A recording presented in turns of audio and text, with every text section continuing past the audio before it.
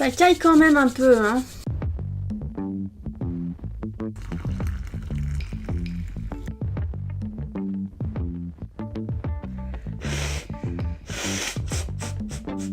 Excusez-moi. Ouais, l'automne, c'est beau. Putain, j'ai plus de voix, ça y est. T'as pas froid, toi? Oh. Allez, je mets mon cache-nez. Voilà, j'ai plus froid. Santé!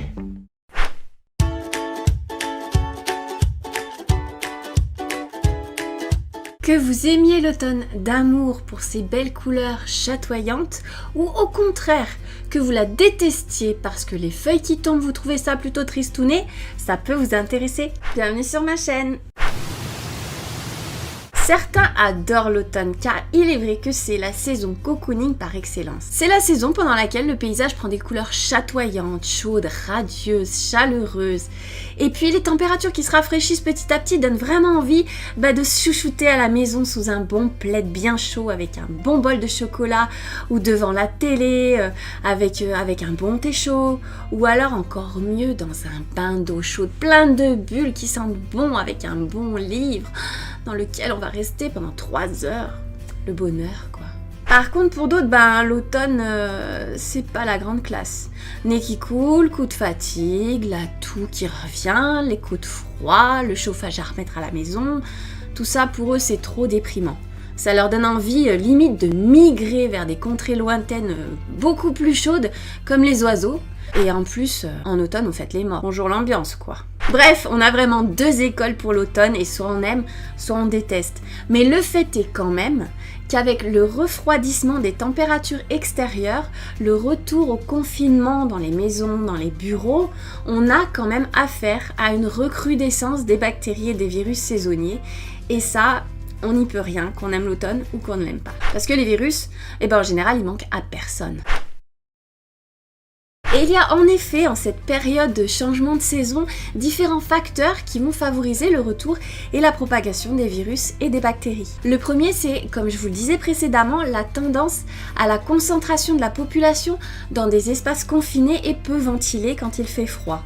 Ça va augmenter le risque d'infections croisées par les maladies contagieuses par voie aérienne, comme le sont la bronchite, le rhume, l'angine virale, la grippe. Propagation des virus au maximum en automne. À côté de ça, un autre facteur d'aggravation de la propagation des virus, c'est l'assèchement des muqueuses nasales lorsque l'air devient froid.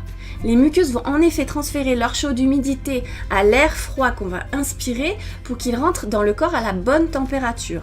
Du coup, le mucus qu'on a dans le nez et qui fait comme une barrière de protection aux virus et aux bactéries devient beaucoup moins efficace puisque du coup il est plus sec et plus fin. Le froid va altérer aussi le fonctionnement de notre système immunitaire. En effet, les cellules vont se déplacer moins vite lorsqu'il fait froid, ce qui va ralentir tout simplement la réponse immunitaire et laisser plus de temps au virus pour s'installer. Par ailleurs, ce même froid extérieur va constituer pour les virus un avantage non négligeable car leur enveloppe de protection externe est plus résistante quand les températures sont basses. Leur durée de vie est en effet beaucoup plus longue lorsqu'il fait froid et que le soleil est moins présent pour dégrader leur enveloppe protectrice extérieure. On a donc malheureusement un bon bouillon de conditions pour affaiblir l'organisme et finalement pour te saper tes petites sorties cueillettes champignons automnales. Donc, on se laisse pas faire pour autant. On anticipe, on se blinde et on se protège. Et les huiles essentielles, ça peut être un bon moyen pour donner un bon coup de fouet naturel à son système immunitaire tout en boostant la bonne humeur et le dynamisme automnal qui est parfois un petit peu bancal. Du coup, je vous en ai dans cette vidéo en toute modestie sélectionné 5 huiles essentielles qui seront toutes indiquées pour prévenir les petits tracas automnaux éventuels que vous pourriez avoir en cette période de changement de saison un petit peu problématique. Et la première de ces huiles que je pourrais vous conseiller en cette période automnale n'est autre que l'huile essentielle de Ravinsara, une huile qui est originaire de Madagascar et dont le nom commun est, accroche-toi bien, Cinnamomum, Camphora Cineoliferum.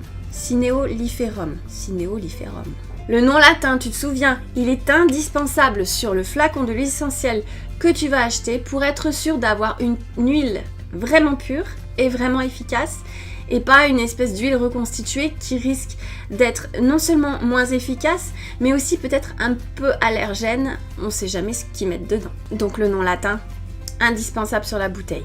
Le potentiel antiviral de l'huile essentielle de Ravinsara est vraiment exceptionnel, ce qui en fait finalement l'huile essentielle de prédilection contre les épidémies de grippe, de rhume ou d'angine. Aucun virus ne peut lui résister. Elle sera particulièrement efficace contre tout ce qui est affection respiratoire. Parallèlement à cela, elle va renforcer l'immunité de façon exceptionnelle et elle va recharger un corps qui sera peut-être un petit peu fatigué et un psychisme un petit peu amorphe lors des périodes un peu sensibles que peuvent être les intersaisons, donc l'automne. Elle soigne, elle protège, elle stimule. Et comme une cerise sur le gâteau, son innocuité est remarquable.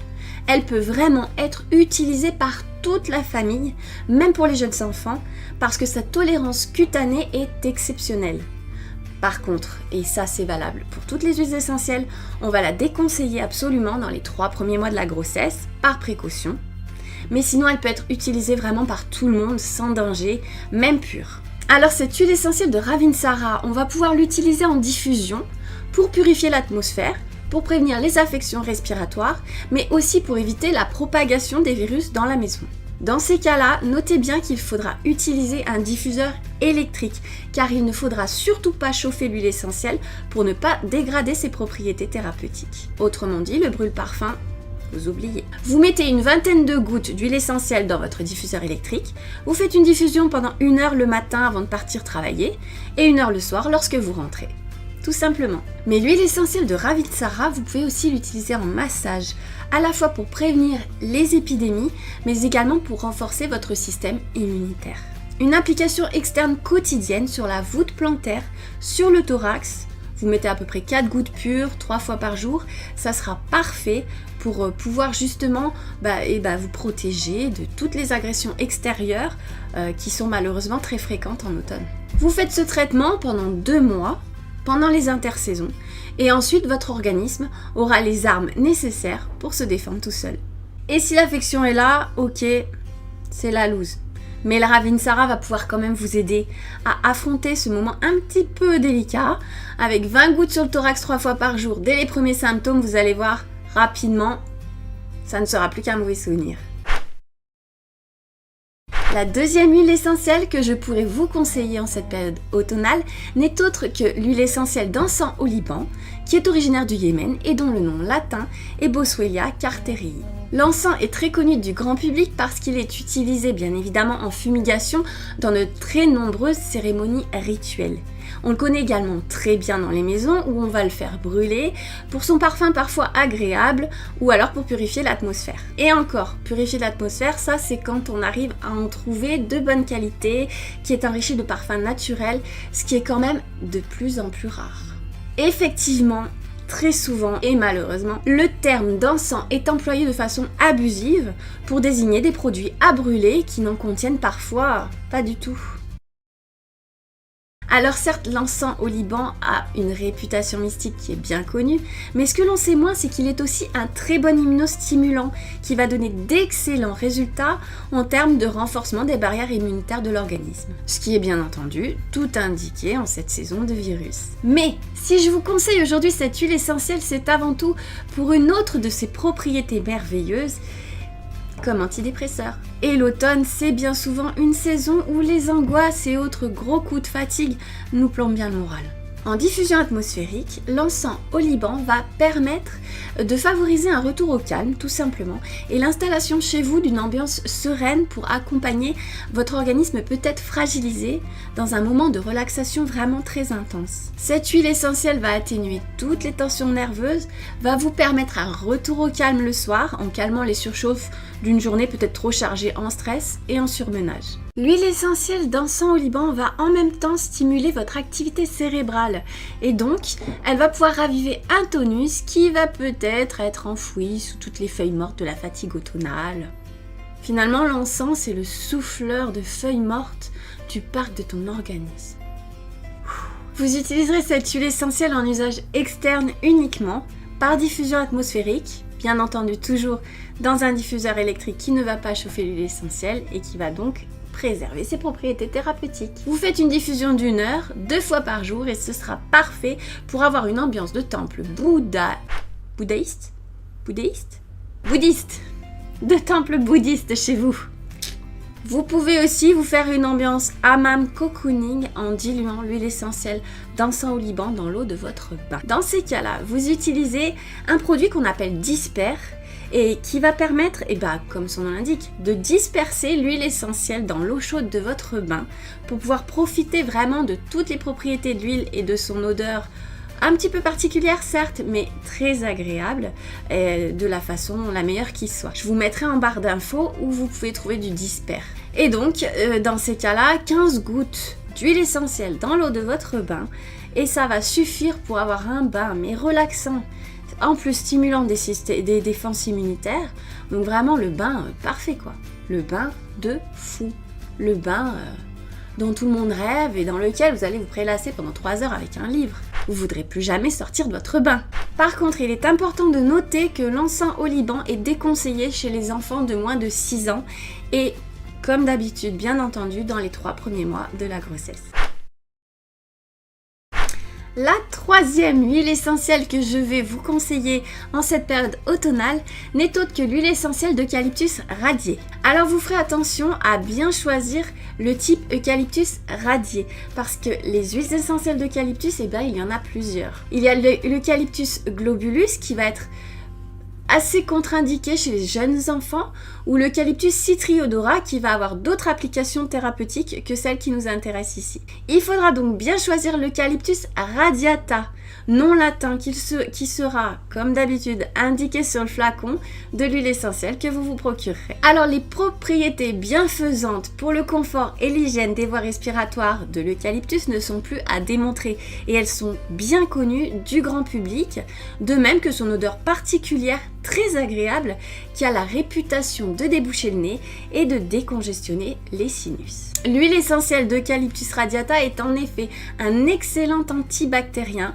qui va également être un bon stimulant des défenses immunitaires, ce qui est essentiel en automne. Rien de nouveau par rapport au Ravinsara, me direz-vous, surtout que comme cette dernière, l'eucalyptus radié est particulièrement doux pour l'épiderme et ne présente absolument aucun risque toxique. Mais là où ça devient vraiment intéressant, c'est que son odeur douce est particulièrement appréciée en diffusion et donc elle va convenir même à la purification d'une chambre d'enfant et Dieu sait comment les enfants sont difficiles en termes d'odeur quand on veut diffuser un truc dans leur chambre. Elle ne va présenter absolument aucun risque d'irritation et son parfum de bonbons super agréable va convaincre même les plus difficiles d'entre eux et d'entre nous d'ailleurs aussi. Mais bien sûr, comme d'habitude, je me répète, mais les femmes enceintes de moins de 3 mois, elles devront s'en passer par précaution. C'est valable pour toutes les huiles essentielles.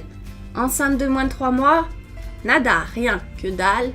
Tu souffres en silence. Donc, pour assainir l'air ambiant avec l'eucalyptus radiata ou même favoriser l'écoulement nasal en cas de coup de froid, vous faites 2 diffusions d'huile essentielle, 1 heure le matin, 1 heure le soir dans votre diffuseur électrique. Et voilà, c'est parfait. Donc cet eucalyptus radiata, vous pouvez l'utiliser soit en complément, soit en remplacement total du Ravinsara, en massage sur le thorax, sur le haut du dos, sur la plante des pieds. Vous prenez 4 gouttes d'huile essentielle au total, que vous pouvez mélanger à de l'huile végétale de noisette par exemple pour favoriser le massage, et vous l'appliquez le matin à titre préventif contre les épidémies. L'huile essentielle numéro 4. La 4e huile essentielle que je pourrais vous conseiller en cette période automnale n'est autre que l'huile essentielle d'orange douce, qui est originaire de la Méditerranée et des régions tropicales et qui est connue sous l'appellation latine Citrus sinensis. On la distingue bien de l'orange amère qui porte le nom de Citrus aurantium.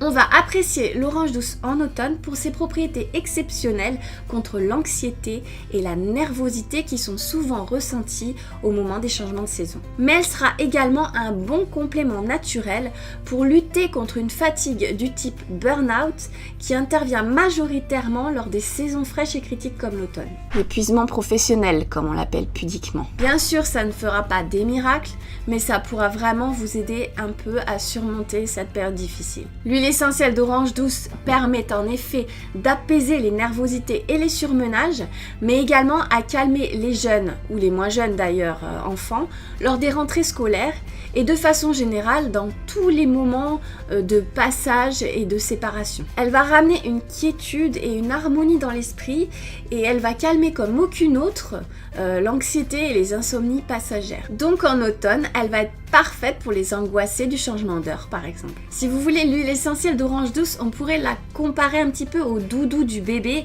qui est le vecteur olfactif de la maison et de la sécurité affective et qui va apporter instantanément du calme, de la confiance, du bien-être juste par le biais de l'information odorante. L'orange douce, c'est le même principe. L'orange douce, c'est le lapinou des grands en quelque sorte. Pour cela, la meilleure utilisation de l'orange douce, c'est la voie externe par diffusion olfactive dans une chambre, avant le coucher pendant 1 heure par exemple, ou par massage, 2 à 3 gouttes sur le plexus solaire et la plante des pieds le soir au coucher. Alors faites bien attention cependant car l'orange douce est photosensibilisante.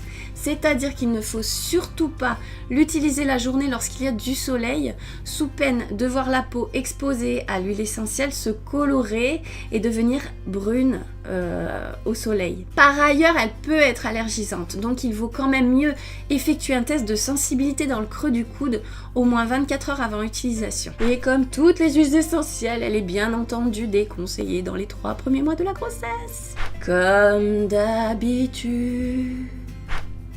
Solitude quand tu nous tiens.